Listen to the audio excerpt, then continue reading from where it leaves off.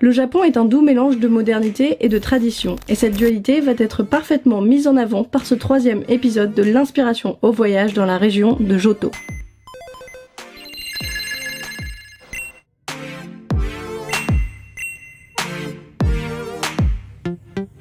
Alors je suis désolée, je serai en nage pour le reste de cette vidéo, mais il fait 38 degrés, il est 6h du matin, je n'en peux plus. Enfin bon, comme vous l'avez entendu, je vous ai sorti la phrase bien cliché de tous les guides de voyage sur le Japon, à savoir que ce pays est entre modernité et tradition. Waouh! Et je suis désolée vraiment d'avoir utilisé ce cliché, mais je trouvais que ça collait parfaitement avec tout ce que je vais vous raconter dans cet épisode. Puisque pour ce 3e épisode, je vais vous emmener à la découverte des villes de Doublonville et Rosalia, qui sont dans la vraie vie Osaka et Kyoto. Et donc, si vous n'êtes pas complètement à la ramasse sur Pokémon ou sur le Japon, vous savez que Doublonville et Osaka représentent le côté moderne, alors que Rosalia et Kyoto sont le côté traditionnel. Mais quittons un peu tout ce qui est cliché de guide de voyage pour nous tourner vers la première ville dont je vais vous parler, qui est Doublonville. Doublonville est une ville située après Ecorcia, le bois aux chênes et la route 34. Et c'est vraiment un lieu qui détonne par rapport au reste du jeu, car c'est la première fois que l'on se sent en face d'une vraie grande ville, avec des immeubles, un seul pavé et beaucoup de maisons visitables.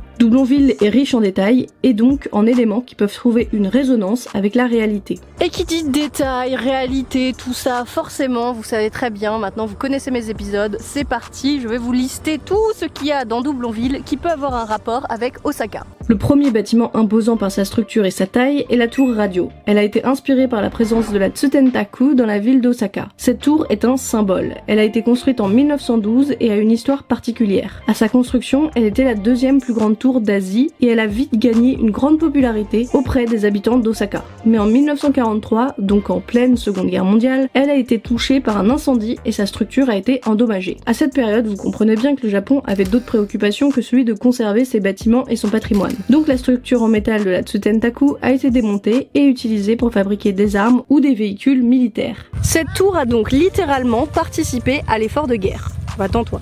Bien sûr, s'il est possible de la voir et de la visiter aujourd'hui, c'est bien que cette tour a été reconstruite. D'ailleurs, vous pourrez observer qu'elle s'illumine de couleurs différentes en fonction des saisons, mais aussi des prévisions météo.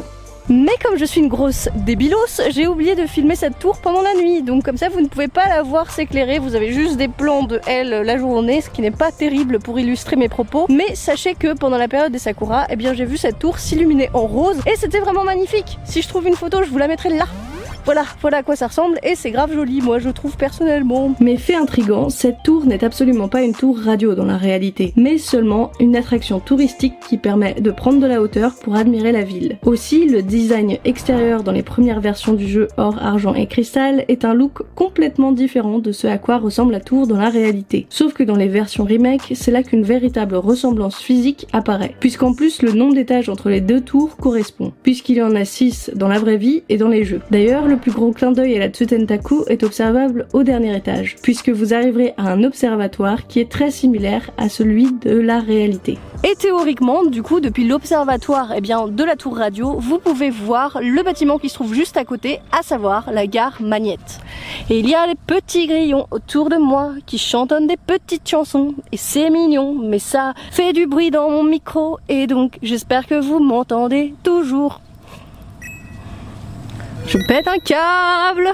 Cette gare permet de relier Doublonville à Safrania, et dans la vraie vie, cela correspond à la liaison Osaka-Tokyo via le Shinkansen. Et en faisant le montage de cette vidéo, je me suis rendu compte de plusieurs trucs. Déjà, ça faisait très longtemps que j'avais pas vu le jeu Heart Gold Soul Silver, donc j'avais un petit peu oublié à quoi ça ressemblait, et j'ai été surprise de voir en faisant le montage de la gare Magnette que, en fait, dans ces versions-là, il y avait énormément de détails qui sont exactement comme dans la réalité au Japon. Par exemple, quand vous rentrez dans la gare, vous devrez vous adresser à un espèce de petit guichet où il y a un mec derrière, et en fait, ces espèces de guitounes avec des gens dedans qui sont donc des vendeurs qui sont là pour vous aider, il y en a dans toutes les gares au Japon. Vraiment, c'est un truc de fou. Ensuite, il y a des espèces de portiques avec des flèches vertes où vous devez passer soit votre carte, soit votre ticket. Et dans les jeux Pokémon, c'est représenté aussi. Et surtout, un détail aussi qui m'a vraiment surprise quand je l'ai vu, c'est qu'en fait, quand vous rentrez dans le Shinkansen, vous arrivez au niveau de la plateforme, et en fait, sur la plateforme, il y a des carrés jaunes. Et en fait, ces carrés jaunes existent vraiment au Japon, il y en a absolument partout. Et en fait, c'est des chemins pour les personnes qui sont malvoyantes. Et ils l'ont représenté dans Pokémon. J'étais là genre,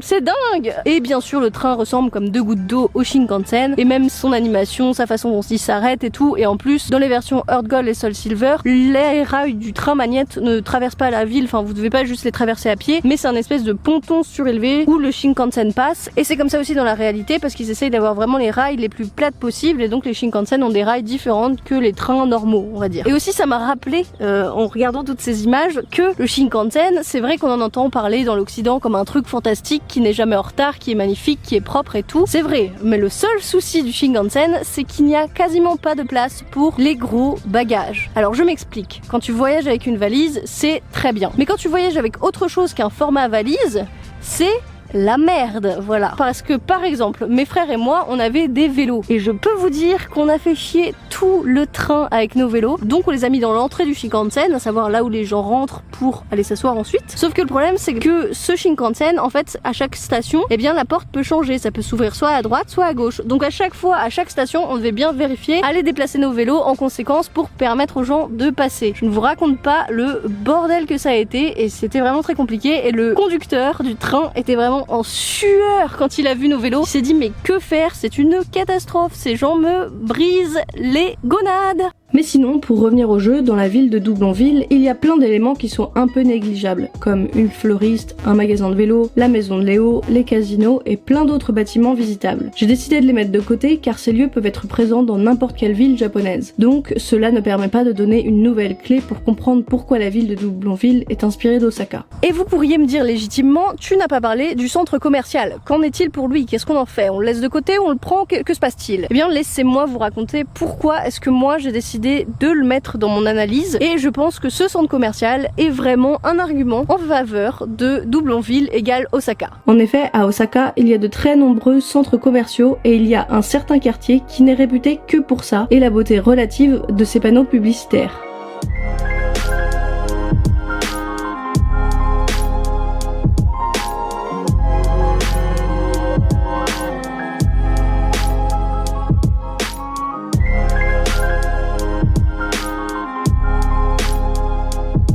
Donc bien plus que dans les autres villes du Kansai, il me semble logique que les développeurs aient voulu faire ressortir cette caractéristique d'Osaka en y plaçant un centre commercial. Centre commercial qui possède d'ailleurs un passage souterrain où en fonction de l'heure et du jour, on y trouve différents vendeurs et autres. Ce passage est en fait une référence à de vraies galeries souterraines qui existent dans différentes grandes villes japonaises, notamment pour lier certains centres commerciaux entre eux ou alors à une gare de JR. Bon, malheureusement c'est trop triste, et ben je vous ai pas filmé de souterrain donc vous pouvez pas avoir d'exemple, mais donc vous devez me croire sur parole, je suis désolée. Par contre, ce que j'ai bien filmé, c'est le prochain argument de pourquoi toujours Doublonville égale Osaka, parce que je suis allée dans un lieu assez spécial, donc dans Osaka, qui est le parc naturel. Bon, ça s'appelle pas comme ça, c'est son nom dans Pokémon, mais vous allez comprendre dans une seconde. Dans ce parc, tous les mardis, jeudis et samedis, il est possible de participer à un concours d'attrapage d'insectes, et l'objectif est d'attraper le Pokémon insecte le plus impressionnant. Inutile de vous dire donc que si les insectes sont mis à l'honneur, c'est parce qu'ils les adorent au Japon et qu'il y a une grande propagande pour la popularité des insectes auprès des petits et des grands. Et plutôt que de nous concentrer sur les insectes, concentrons-nous sur le parc naturel. Ce parc naturel pourrait avoir un lien avec la réalité, et ce qui pourrait le plus s'en rapprocher est le parc de l'exposition universelle qui a eu lieu en 70 dans la ville d'Osaka. Et de cette exposition, il en reste aujourd'hui une tour qui me semblait assez intéressante vu les photos que j'avais pu voir, et donc je me suis mise en route telle une détective pour mener mon enquête.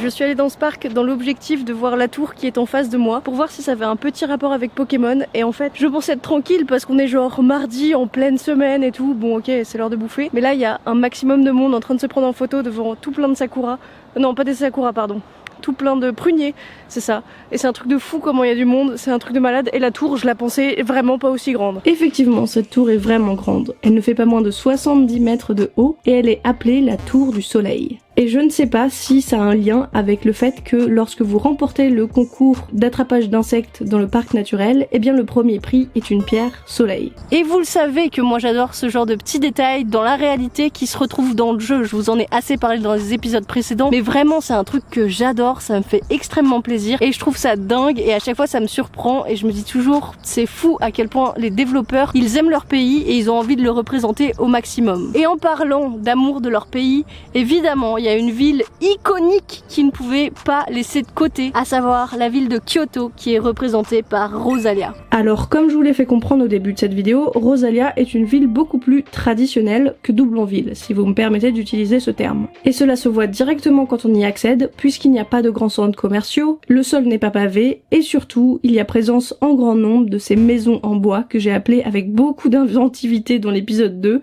les maisons traditionnelles. Et là, alors là, mais on va rentrer dans le cliché, mais level 1000, parce qu'évidemment Rosalia est inspirée de Kyoto, et qui dit Kyoto dit cérémonie du thé, cerisier en fleurs, geisha et tout le tralala japonais. Alors déjà, le cliché des sakura n'est pas présent, même s'il y a quand même des momiji qui ont été rajoutés dans les versions remasterisées. Pour ce qui est des geishas, elles par contre, elles sont bien présentes, et se situent, je vous le donne en mille, dans une maison traditionnelle. Elles sont vêtues d'un kimono qui a une couleur correspondante à l'évolution d'Evoli qu'elles possèdent. La meilleure chose de ce jeu, genre vraiment c'est ce que j'ai préféré découvrir, parce que je suis désolée, des kimonos, des japonaises et des Evoli et leurs évolutions, laissez tomber, moi j'étais déjà en décès parce que les Evoli c'est genre mon Pokémon préféré. En même temps, quelle originalité! D'ailleurs, fun fact, mais dans les versions françaises, ces dresseuses ont toutes des noms japonais, comme Kimono Sakura ou Kimono Eri. Alors bon, on va pas faire de commentaires sur le fait qu'elle s'appelle Kimono quelque chose, parce que bon, il y a quand même des dresseurs qui s'appellent genre Scout Raoul. Excusez-moi, mais Scout Raoul c'est juste trop stylé. Bon, je digresse encore une fois, là il faut que je raccroche les wagons et que je continue mon histoire, parce que je n'ai pas encore abordé les points qui font que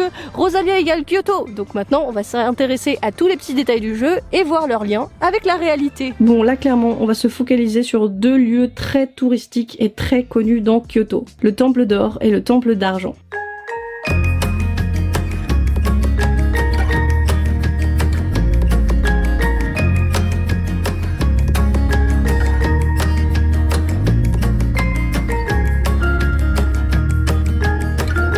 Ces deux temples sont localisés de part et d'autre de la ville. Le Temple d'Or est à l'ouest et l'Argent à l'est. Et ces deux temples ont donné naissance à deux tours dans les jeux Pokémon, et ces deux tours ont exactement la même disposition. Elles sont appelées la tour de cuivre et la tour Carillon. Dans les versions Pokémon, ces deux tours ont été construites il y a de ça 700 ans avant le début de votre partie. Et pendant de nombreux siècles, deux Pokémon légendaires séjournaient chacun respectivement dans une de ces tours. Ho-Oh dans la tour Carillon et Lugia dans la tour de cuivre.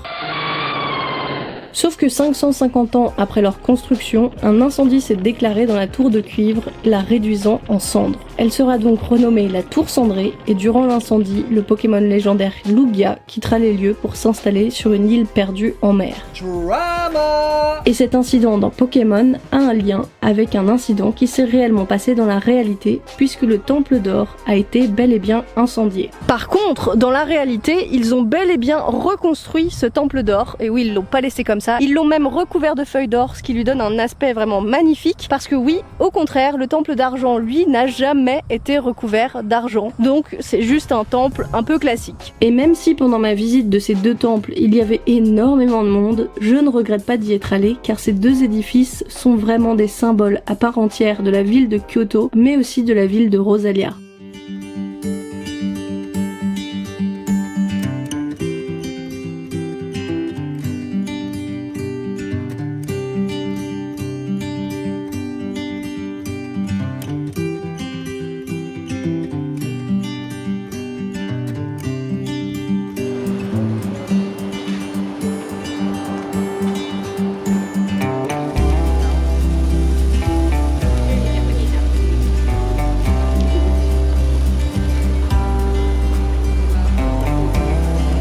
C'est grave stylé.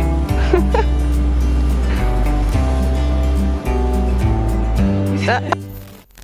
Ensuite, pour enfoncer le clou, j'ai une théorie à vous partager. Kyoto est une ville avec un lourd passé. Ça a été la capitale du Japon pendant de nombreuses années. Elle a eu une grande place pour les arts traditionnels, mais aussi pour les religions bouddhistes et shintoïstes, qui sont donc les deux religions majoritaires au Japon. Et ça, d'accord. Dans le jeu Pokémon, ça a été souligné par la présence de ces maisons traditionnelles, de ces filles en kimono, par la présence des tours Carillon et Cendré, mais j'ai aussi envie de penser que c'est le cas du champion d'arène. Celui-ci est un spécialiste du type spectre, ce qui est donc directement à rapprocher des esprits qui sont très présents dans ces religions. Et pour continuer aussi sur cette dualité Doublonville-Rosalia, eh bien je trouve que ça se répercute sur les champions d'arène. En effet, la championne d'arène d'Osaka, dont je ne vous ai pas encore parlé, s'appelle Blanche. Elle est spécialiste du type normal, mais surtout décrite comme étant mignonne, aimant les vêtements, le maquillage et surtout les Pokémon choupi. Bon après, Pokémon choupi, chacun ses goûts, hein, parce qu'elle a quand même un écrémeux en Pokémon signature. Excusez-moi, mais je ne suis pas d'accord avec le fait que ce truc est choupi. Mélofée, je veux bien, mais écrémeux...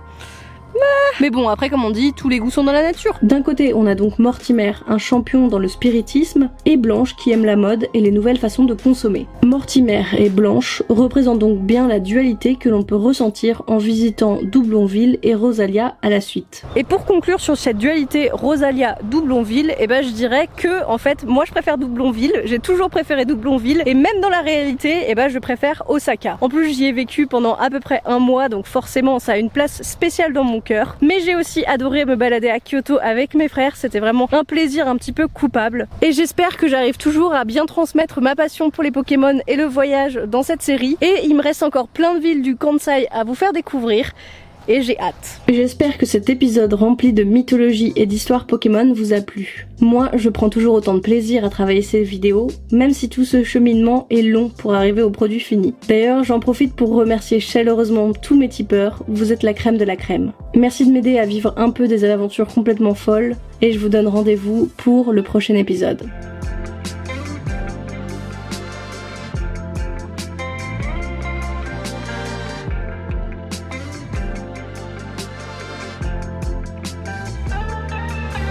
Et encore une fois, on est devant un t-shirt qui est trop mignon, regardez-moi ça. Bon, après je l'ai déjà taché, voilà, je suis un peu dégoûtée. Je l'ai niqué parce que je mange mes nouilles en faisant des gouttes partout qui salissent tout parce que c'est huileux.